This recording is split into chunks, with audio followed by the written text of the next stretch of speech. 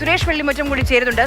സുരേഷ് ഞാൻ നേരത്തെ പറഞ്ഞതാണ്, നമ്മുടെ തിലകിന്റെയും ദുബൈയുടെയും ഒക്കെ വെടിക്കെട്ട് ബാറ്റിംഗ്, കുൽദീപിന്റെ തകർപ്പൻ ബൗളിംഗ് ഒക്കെ ക്രീസിൽ നമ്മൾ കണ്ടു. അത് കഴിഞ്ഞതായി ഇപ്പോൾ പുറത്ത് ആരാധകരുടെ വെടിക്കെട്ട് ആഘോഷം നടന്നുകൊണ്ടിരിക്കുകയാണ്.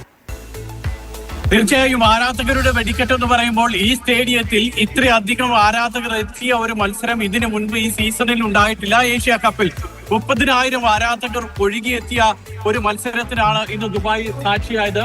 ആൾക്കാരുടെ തിരക്കുകൊണ്ട്, ആരാധകരുടെ തിരക്കുകൊണ്ട് അവിടെ പോലീസ് ഇപ്പോൾ അവരെ ബ്ലോക്ക് ചെയ്തിരിക്കുകയാണ്. ഇങ്ങോട്ട് വരുന്നത് തടഞ്ഞു വെച്ചിരിക്കുകയാണ്. കാരണം അപ്പുറത്തെ വഴിയിലൂടെ ആളുകളെ ഇപ്പോൾ കടത്തിവിടുന്നുണ്ട്. അവർ ചെല്ലുമ്പോഴേക്കും അവിടെയുള്ള ഭാഗം ബ്ലോക്ക് ആകും. അവിടെ നമുക്ക് പോലീസിന്റെ വാഹനം കാണാൻ കഴിയും.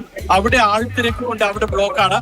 അതുകൊണ്ട് ഇപ്പോൾ ഞാൻ നിൽക്കുന്ന ഈ വഴിയിലൂടെയുള്ള ആരാധകരെ കടത്തിവിടുന്നില്ല, പ്രേക്ഷകരെ ആസ്വാദകരെ കടത്തിവിടുന്നില്ല.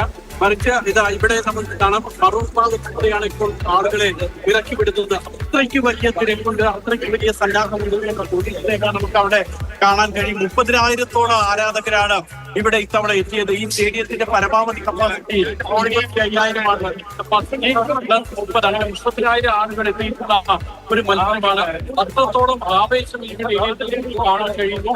ഈ 30,000-ൽ ഏതാണ്ട് ഒരു 75% ആളുകളും ഇന്ത്യൻ ആരാധകർ തന്നെയാണ്. ഇപ്പോൾ നടന്നു പോകുന്ന ഈ ആളുകളുടെ ലിസ്റ്റ് തന്നെ നമുക്ക് നോക്കിയാൽ കാണാൻ കഴിയും. നീല ജയിച്ചിട്ടുള്ള ധാരാളം ആളുകളെ, അത്രത്തോളം വലിയ സ്റ്റേഡിയത്തിൽ ഉണ്ടായിരുന്നു.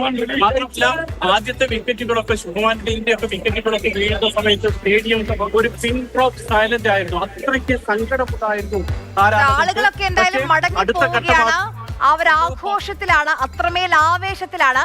ഈ പറഞ്ഞതുപോലെ ഒരു ത്രില്ലർ, ശരിക്കും ഒരു എൽ ക്ലാസിക്കോ പോരാട്ടം തന്നെയായിരുന്നു നമ്മൾ ഇന്ന് ദുബായിൽ കണ്ടത്.